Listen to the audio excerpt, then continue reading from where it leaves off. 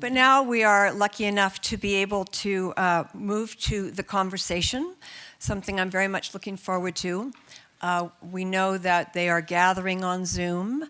We have Sam Willetts joining us from London, and we have Pádraig Ó Tuama joining us from Denver, although he lives sometimes in Belfast and sometimes in New York City. But he is someone who works hard on peace initiatives, and he travels deeply around the world to do that. So I'm just going to keep an eye and see if, well, I think we'll know because they'll show up on the screen. So what I'm going to do is just slowly introduce these two gentlemen, even though we don't see their faces yet. Sam Willetts' first poetry collection has the wonderful name of New Light for the Old Dark, perfect title for Storm and Sanctuary. Hi. Hi there, he's coming in. I can feel him. And he was shortlisted for the Forward Prize, the Costa Prize, and the T.S. Eliot Prize. And he's been named one of the Poetry Book Society's Next Generation Poets. And his work has appeared in numerous journals, including the Time Literary Supplement, Poet Review, and many others. Then we also have Pádraig Ó Tuama joining us from Denver, I believe. This is very exciting to have you both on the screen. We're thrilled. And Pádraig Ó Tuama's work centers on themes of language, power, conflict, and religion. He has a gorgeous website, which I totally recommend to you all. He is in charge of the very famous popular podcast called Poetry Unbound, in which he unpacks a poem once a week for people to read, and then he recites it and then unpacks it and recites it again. It is just a delectable gift, and I just encourage you to follow him. He's got numerous publications, including Feed the Beast, Daily Prayer with the Koramita Community, Sorry for Your Troubles, Readings from the Books of Exile, and just this year, Being Here, Prayers for Curiosity, Justice, and Love. So please welcome these two really august members of our international poetic community. We're so thrilled to have you with us. Please welcome Pádraig and Sam. Hi, can you hear me? We can hear you perfectly, Sam. Thank you very much. Can you hear me? We can, thank you. Can you hear us? Good. Hi, Pádraig. Hi. Okay, good. I'm so How glad. are you? So this is kind of this very special time in the conversation because we hear readings during this day from spectacular poets. You've all been here today and heard the readings from the spectacular poets. But this is an opportunity where I kind of think we need to have an opportunity to get into a bit of the engine room, to find out a little bit more about how poets approach their work, what inspires them, what moves them forward. And it's very exciting always to hear from people to dive deeply into those sorts of questions. As you all know by now, our theme is storm and sanctuary. And though we know that poems come out of all kinds of things, nature, joy, love of every sort, they also often come out of storm, right? Despair, illness, sorrow, anguish, or that horrid gaze into the maw of meaninglessness, which we can all sometimes do. In this way, poems can be a kind of sanctuary. That can seem like a religious word, sanctuary, and for some it is. Certainly, the feeling sanctuary offers can feel religious. Although poets may not be necessarily religious or spiritual in nature, it seems to me, and this is what I'd like to talk about first with our poets today, it seems to me that writing a poem is an act of faith. Whatever you may call that faith, or whatever that faith is, whether it's an external faith in something or an internal faith. My mother had a wonderful phrase. It was, lean into life. And I think that's what a poet does when writing a poem, leans in. When writing a poem, reading a poem, listening to poetry, we're all leaning into life, not away from it, so that perhaps the poem itself is the act of faith, that the effort to engage rather than to retreat. So Pádraig, can I ask you to address this idea that writing a poem, really any writing, is an act of faith? Would you talk about that a little bit, Pádraig? Yeah, I'll try. First of all, thank you very much. It's great to be here with Sam and with everyone there. Faith isn't a word I'd use. While I'm very interested in religion, I'm not a person of faith. And so I think the legacy of faith certainly has meant that the word itself has become complicated for me and maybe complicated for a lot of other people too. I suppose I think that writing a poem is an act of making. You know, the etymology of the word poem from Greek means a made thing. And I think there's something inherently strange about the compulsion that we have as human beings to make. We don't know who these people were that, you know, filled their mouth with red clay and put their hand on the wall and spat around it and then observed where their hand had been. I think of that really as the first poem. Nice. And the first poem is filled with absence. It's filled with the absence of where the hand was. And when that first person who did that died, presumably the people in their community looked and thought, well, they're not here, but the place where they were is here. And I think there's something strange in the making of a poem. It at once knows its end, and also it demonstrates the compulsion to make something. And in the face of the despair of storm, I love your theme. And in the face of the despair of that, I think any act of art is an act of defiance, an act that seeks to say making itself can be something that can make us back by the thing that we make. Oh, thank you. That's just beautiful. Thank you so much.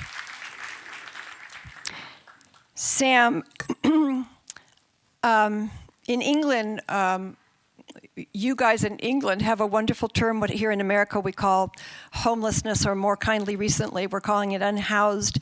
And I know the term in England is rather charming for us anyway, of no fixed abode. And I know you've had your share of no fixed abodes and also had quite a dance with heroin addiction. And you also write movingly about your mother's adolescent escape from the Nazis and her debilitating depressions.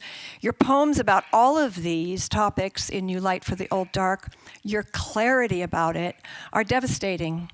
There's such a visceral urgency to them that, as the observer observed, these seem like poems that needed to be written.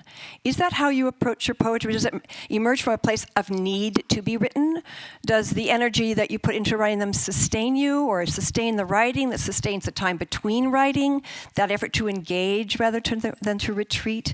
Can you talk a bit about that sense of these poems needed to be written, true or false for you? Yes, I hope you can hear me. Yes, of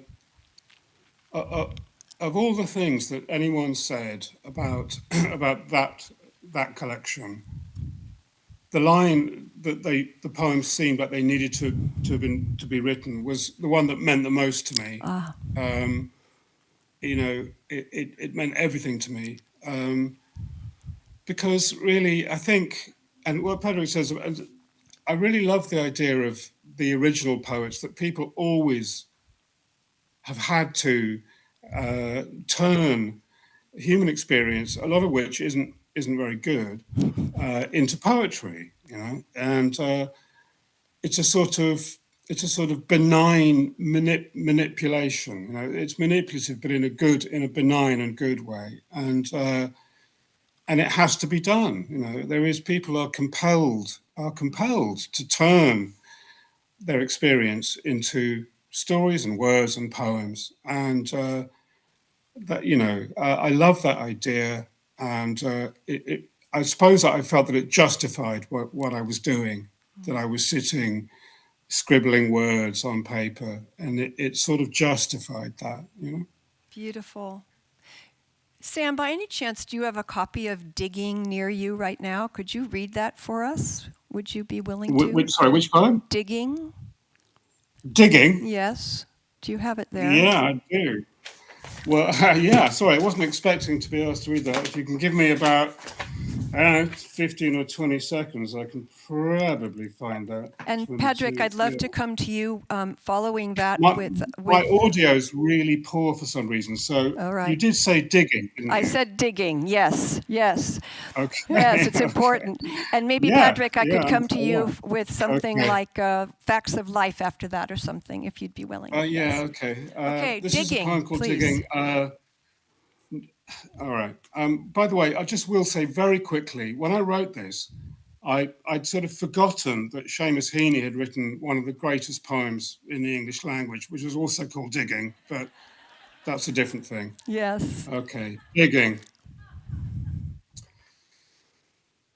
Missionary girl reports that Chinese addicts say your heart begs you to stay away, even while your legs are carrying you back. After the merry little jitter of the filter with the smack dancing in the spoon, after the absorbed, assassin like, childlike procedure, citric water flame, I'm back in the basement, heart sick, digging for a vein in a February, as in a February gone and a February still to come. Spitting prayers through the tourniquet between my teeth, licking up tears and pleading for my blood to plume up in the barrel, please, blossom up, squid ink, blood anemone in the works. Though you can have all that and miss or pull out and find you had a vein, now pissing blood, Dino's words as his grey fringe smeared across his forehead as he missed and bled and raged to get it in. Blood, thank Christ. Spit out the tie, inject the welling gratitude that flushes pleasure through the grief for the help and hope of friends sold out for all her loving years, all of it driven down before one flood, one gut bracing stealth of warmth. Ah, well, restorative as sunshine to a snake. So around the days and seasons the junkies go, you might as well accelerate us till our days and nights are strobing by. Use Clark Ray score, use Clark Ray. Lantern show flicker, tail chasing nameless days spent waiting, cheating, waiting, struggling to outrun the burn and freeze, and maybe worse, the waking up to all that's lost, her happiness, her younger years, the child she might have had. Thank you, Sam. It was I think I one of meant it when I wrote it, let me tell you. One of the things I find remarkable about that poem, Sam, in terms of our theme, is that while it's about the storm of that addiction, you manage to convey the sanctuary that is found inside the drug. And I think it's an astonishing combination that you imagined able to convey to us. Thank you very much again for that. And Pádraig, have so enjoyed getting to know your poems as well. And I just have chosen one that I particularly liked. I've come across several times now, which is Facts of Life. Would you share that with us and any comments you might have about it? Sure. I'm curious why it struck you, though. That's my first curiosity. I think because the facts of life is a phrase that comes to us about other matters, often to do with sex and where babies come from. And the facts of life that you offer in this poem are ones that have to do with how to live an entire life well and thoroughly and thoughtfully. I really appreciate that about that poem a lot. Yeah. It's a poem that has surprised me where it's been used. I keep on getting messages from people saying, I had it at my wedding, or I had it at the funeral of somebody that I loved. Like weddings and funerals, it seems to crop up there. It's very moving to me. Really? I worked in conflict resolution for a long time, and one of the complexities of conflict resolution is that often there is no shared agreement about what the facts are. And often in conflict resolution, people are disagreeing about different things. And so to find agreement about the things that you disagree about can often be a very helpful thing in the context of imagining what the resolution to a conflict might be, or even holding it fruitfully, even if it's not possible to resolve it. So there were many years of paying attention to, are there any facts in the world that you can hang on to? Because so often in conflict resolution, facts are disputed. So this poem, on the one hand, was not the longest poem to write, but on the other hand, probably took 15 years of work before I was able to go, oh my God, here we go. Wow. So here it is, the facts of life. That you were born and you will die. That you will sometimes love enough and sometimes not. That you will lie, if only to yourself. That you will get tired. That you will learn most from the situations you did not choose. That there will be some things that move you more than you can say. That you will live. That you must be loved. That you will avoid questions most urgently in need of your attention. That you began as the fusion of a sperm and an egg of two people who once were strangers and may well still be. That life isn't fair. That life is sometimes good, and sometimes even better than good. That life is often not so good. That life is real, and if you can survive it, well, survive it well, with love and art and meaning given where meaning is scarce. That you will learn to live with regret. That you will learn to live with respect. That the structures that constrict you may not be permanently constricting. That you will probably be okay. That you must accept change before you die, but you will die anyway. So you might as well live, and you might as well love. You might as well love. You might as well love. Thank you so much, Pádraig. Incredible. Pádraig, you actually said I actually would love to ask a really straightforward question to the two of you. You said something about that it took about 25 years before you felt this poem was ready to be in the world. And I think something that would be of interest to all of us in the room is to hear a little bit from each of you about the revision process. I know some poets can get things down because it just comes in a clump, and for others there's endless sculpting, endless sculpting, endless sculpting. Is there one or the other that's true mostly for you, Pádraig, or do you have a different sort of form that goes with different poems? I'm very definitely the endless sculpting, endless sculpting. Yeah, I'm one of those. I think, first of all, I don't quite know where the poem comes from, but I'm always interested in the shape that it can take and the shape that might most suit its own intuition. And I don't entirely know that at the start. I'm listening, first of all, and taking it down, and then I might try out different shapes. I'm very interested in form. Well, everything is form, even things that say they're not form, that's a form too. So I'm always curious as to what form might work and what form might support the strangeness or the intuition or the challenge of the poem. And yeah, I'm aware that there can be a desire sometimes to try to get it quite right.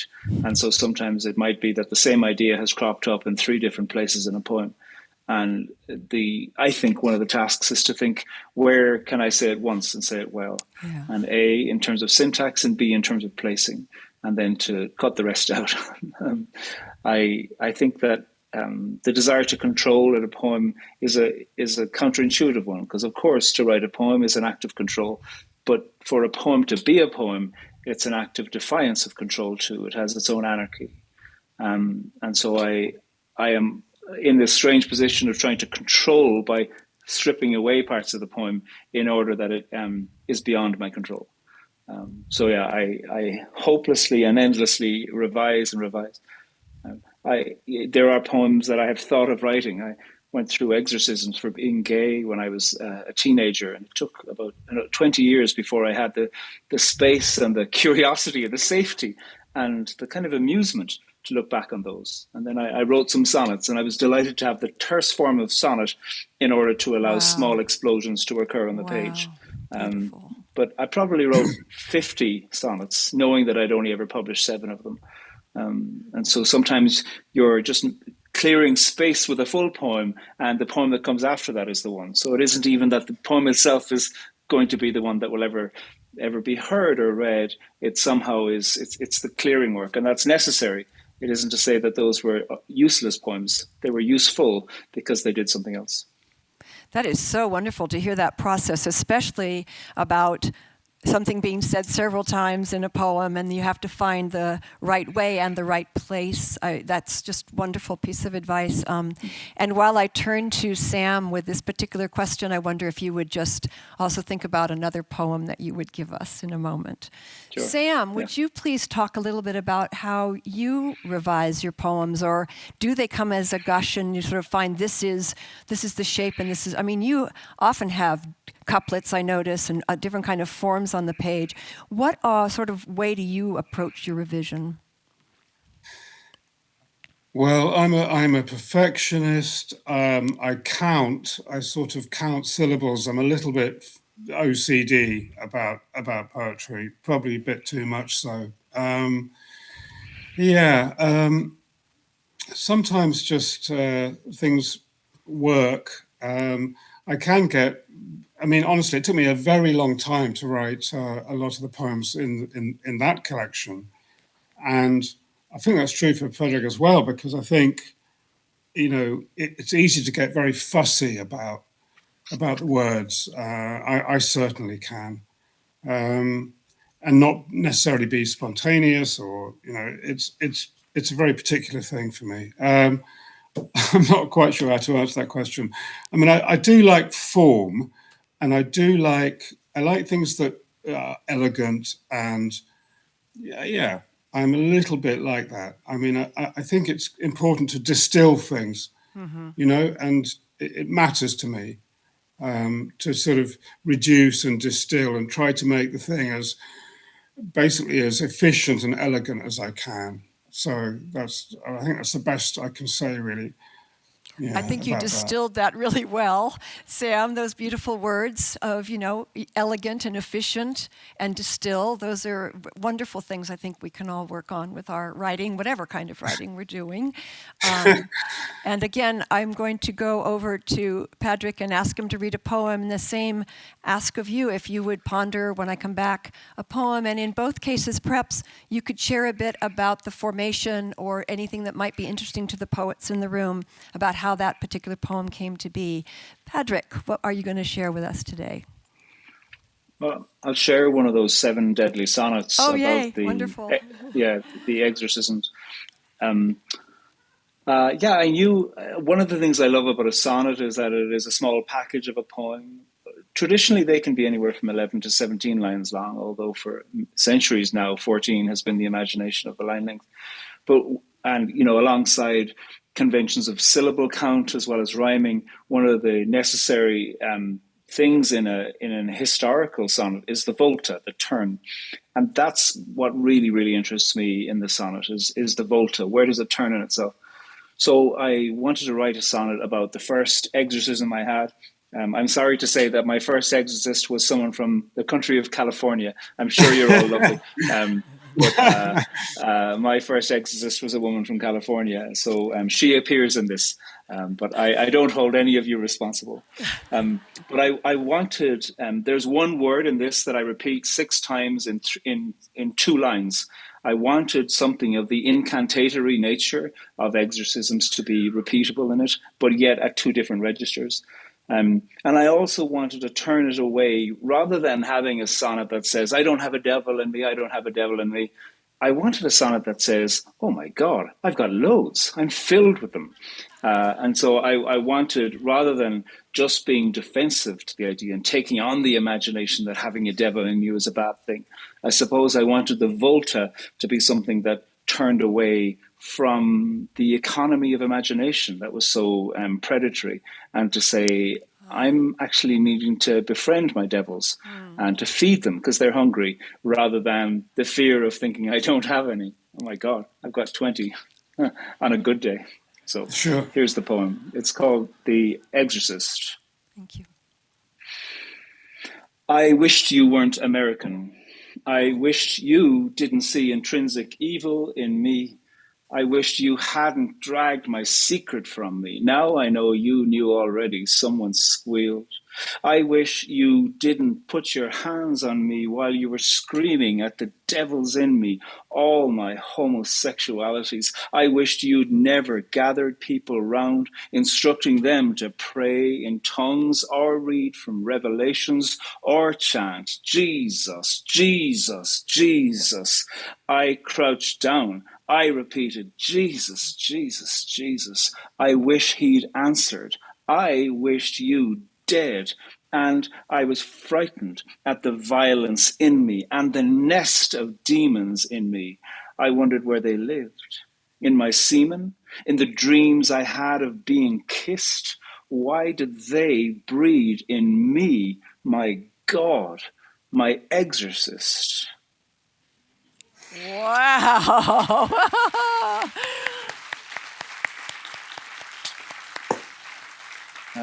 I wanted there to be force and violence in the poem, because to be put through a public exorcism is a forceful and violent thing, imaginatively, never mind physically.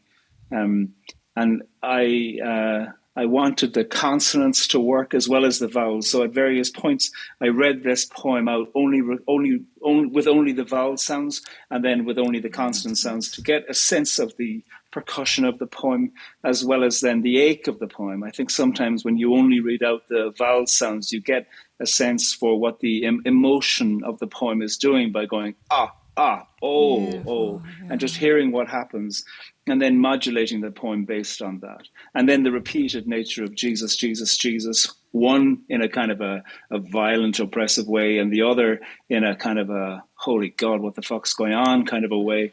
To try to have those two registers was very important, because so much of what happens in that usage of language, that violent usage of language, is the repetition of trope. And I wanted to repeat something. I wished, I wished, I wished, Jesus, Jesus, Jesus. I wanted to use repetition in a way that was pushing back and using repetition for the purpose of creating Yeah. and defending, Yeah. Yeah. rather Yeah. than manipulating. And I really feel that, I mean, for me,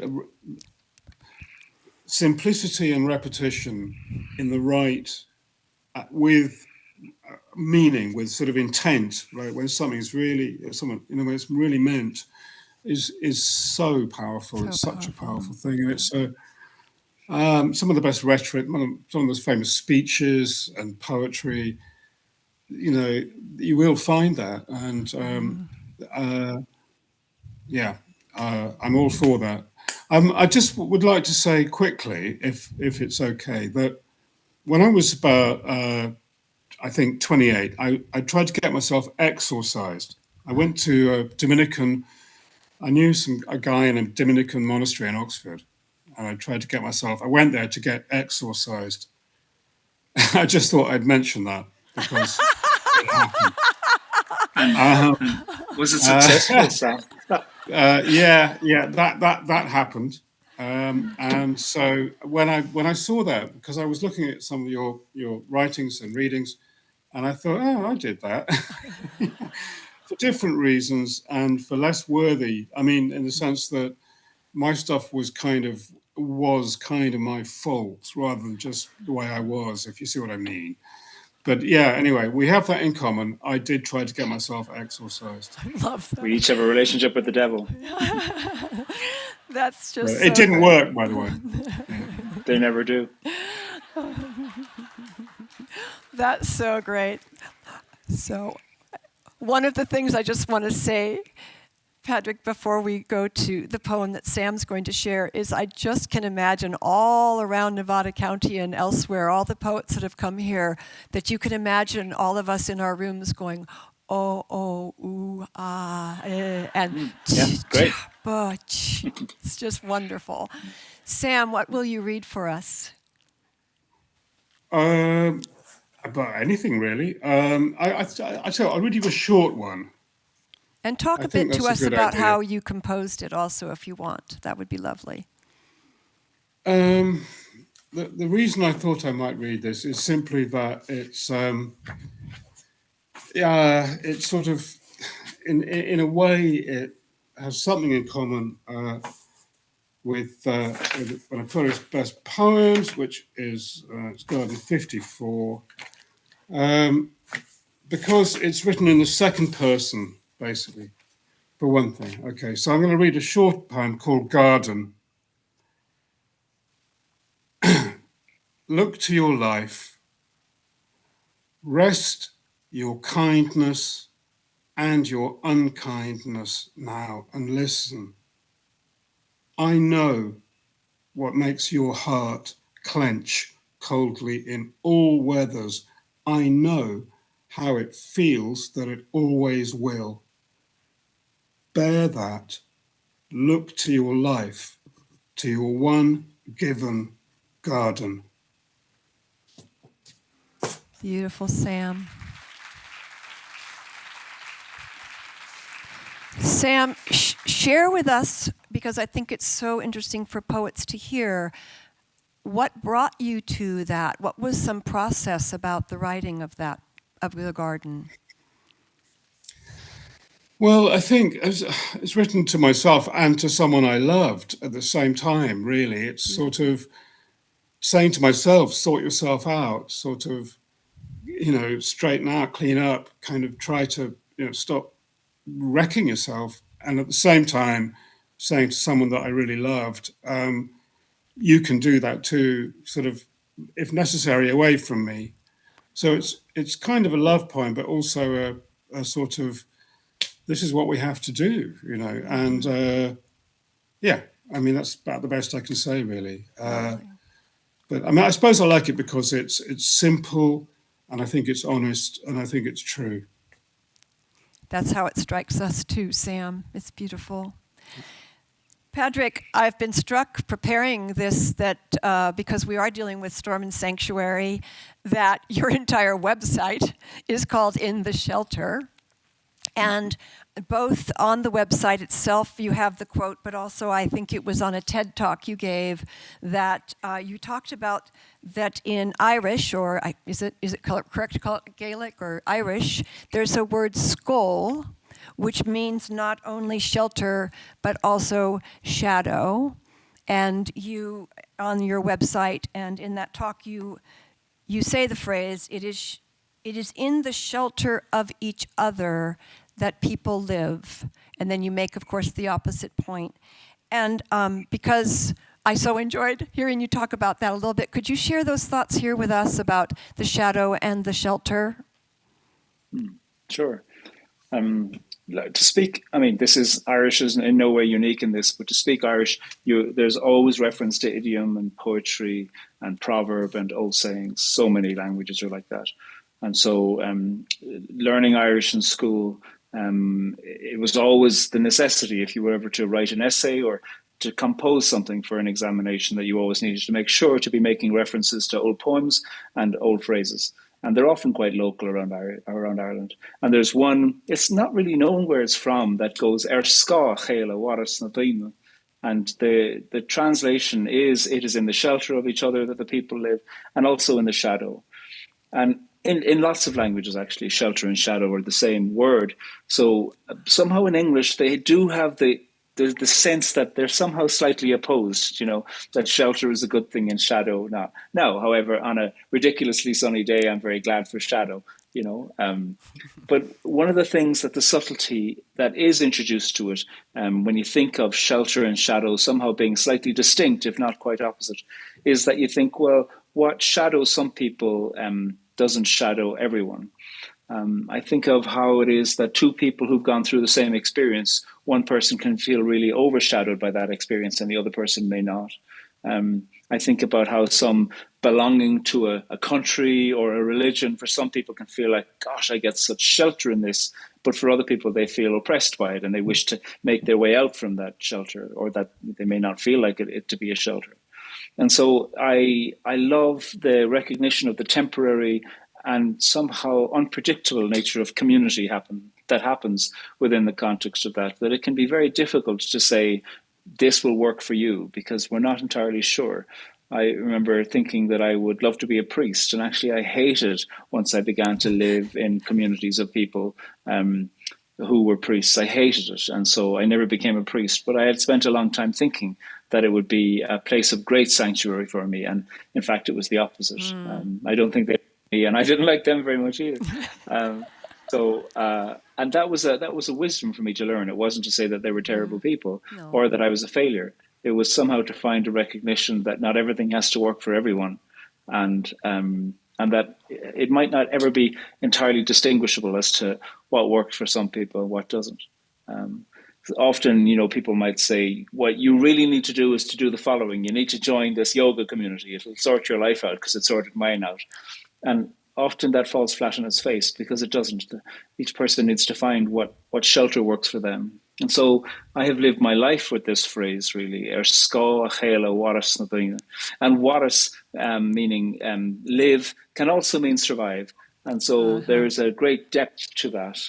There's a great depth to understanding this. And sco, shelter, shadow, has an implication too of mist, which is sometimes to say we don't always know, we can't always see clearly.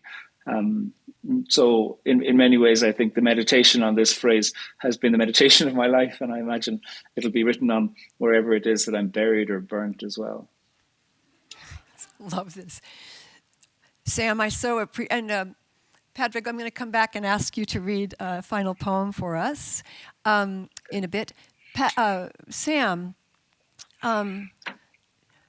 one of the things that I've been struck by in terms of studying, looking at both of your lives as much as I could find, is that Pádraig grew up Irish Catholic, and Catholicism obviously played a huge role in his life, and there was a Judeo-Christian God that many of us in the West are familiar with, and then due to circumstances that you've explained to us, that particular vehicle wasn't particularly good for the road.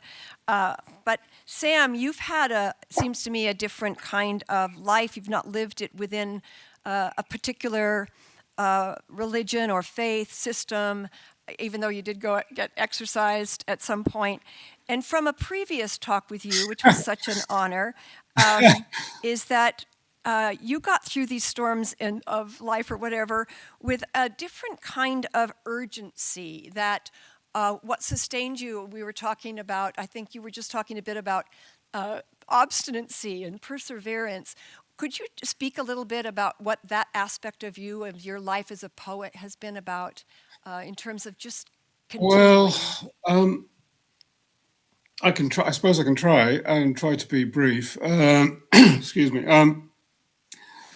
I wouldn't be alive if I didn't have a very stubborn streak. But then that also applies certainly to my mother and her mother. And the only reason they survived, what they did survive, was that some sort of really ornery, stubborn sort of spirit. It seems like I might have inherited some of that. Not necessarily. I haven't necessarily applied it to the best best ends, but I seem to have it. So I'm still alive, which, to be honest with you, believe me, that's quite something, really. If you knew what I've done. So yeah, I think seriously, sorry, I don't mean to be silly. There were so many things I wanted to say. I'm so interested to talk about, reconciliation, conflict resolution, many things I'd love to talk about. I think a kind of defiance. And actually, that brings us back to, because I did hear the word defiance early on in this conversation. And, there's a defiance in poetry because it survives, it abides, and in all kinds of circumstances. And that's why I still love it, and still respect it and value it. I'm very moved by defiance, which is a kind of stubbornness, I suppose. Yeah, that'll be my answer. That'll have to do. Defiance is beautiful, Sam. Yeah. Do you have a poem one more, Sam, you'd like to share with us? Well, I'll read a slightly sillier one. It's not long, because I also noticed regret was a word that came up when reading Pádraig's stuff, and I've got a poem called "My Plans for the Past." Okay? My plans for the past. I often regret the time that I've devoted to regret, thereby sustainably re-wasting wasted time and again. A psychiatrist with glinting specs once said I had Tourette's just because I told him I can't help but curse aloud over old shames, hurts, failures, and the rest. Tourette my feckin' ass, I said. I swear like that because it hurts. Because although I try and try my best, I've yet to find a way to change the past. To saw sawdust, reverse the twist, get the smoke back in the cigarettes.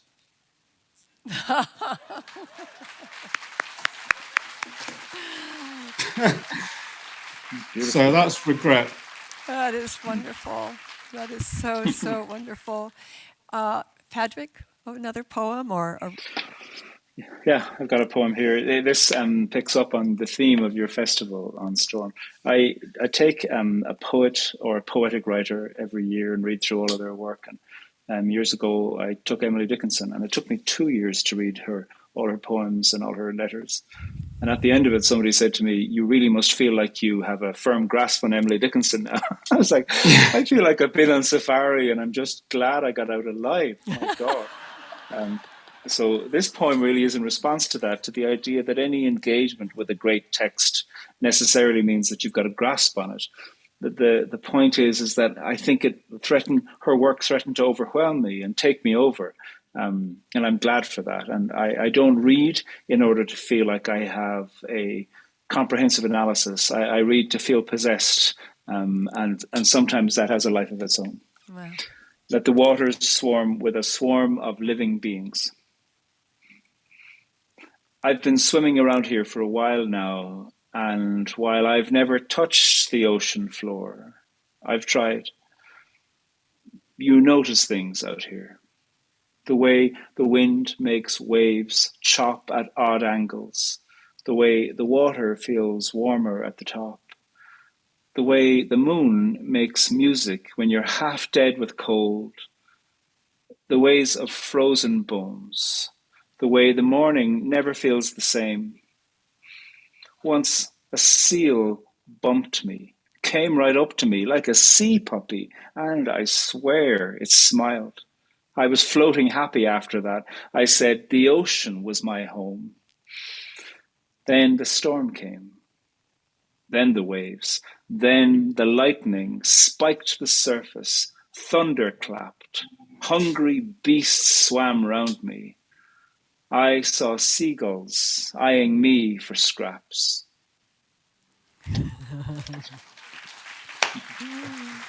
Very good. Sam, I just wonder if you have, and this is for both of you, but I'll start with you, Sam. We're hungry scavengers here in the room, looking for any kind of scraps and help and advice and thoughts. Is there something you could say to us in this room today about writing poetry, something long and complicated or pithy and short or somewhere in between about persevering or some great idea or inspiration to send us home? I think I'd say if you have a really good idea, even just a word or two in the middle of the night, and you don't want to get up and write it down, do it. Get up and write it down. That's I'll keep to keep it short. That's what I'd say. I think that was fabulous. Short and pithy and perfect. Thank you, Sam. That's a very useful one. And Pádraig, something we could take with us that would help us along our way as writers. Yeah, I love what Sam said, and I've loved your poetry, Sam. It's been delightful to hear you recite it. I think I'd be curious for all of us, me, everybody, to give some attention to the stories that have shaped your life.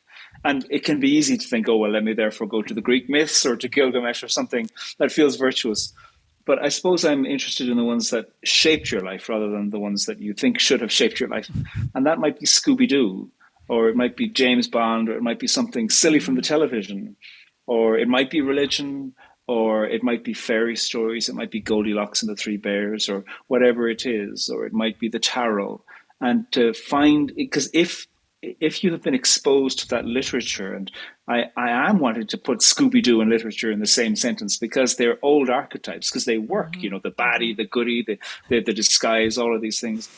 To pay attention to those is to recognize that you have been shaped by that literature ever since you were absorbing literature, and therefore to go into the archetypes of that and to look for a new point of view from it, to see what the villain in Scooby-Doo might have said, old man Taggart who lives in the abandoned fairground, he was always the one he was always the villain. But to pay attention to those is to suddenly be engaging with extraordinary points of view that you have been comprehending and considering for decades, probably. Whatever it is, Lumpy Space Princess, anything, to look at how it is that these archetypes have inhabited your life and to employ those for the purposes of engagement and point of view and to see what you see through their eyes. Wow, fabulous. Thank you. Gentlemen from elsewhere, it's been such an enormous pleasure to have you with us, and especially to hear those lovely pieces of your poetry and the wisdom here at the end, which I know we'll all take away and utilize. There'll be lots of wandering around the middle of the night, Sam, just because of you. So, thank you so much. Yeah, and it's been a joy. Thank you so much. It is an amazing thing for poets to gather. Molly was saying that just before she read today, just what an incredible it is to be able to gather and honor what it is that we do. We are all makers, as Pádraig pointed out, and I think it's a beautiful thing to come together with you, and I thank you. We all thank you so deeply for joining us today. Thank you so much. Thank you very much. Thanks, Sam. Thanks, everyone. Thank you.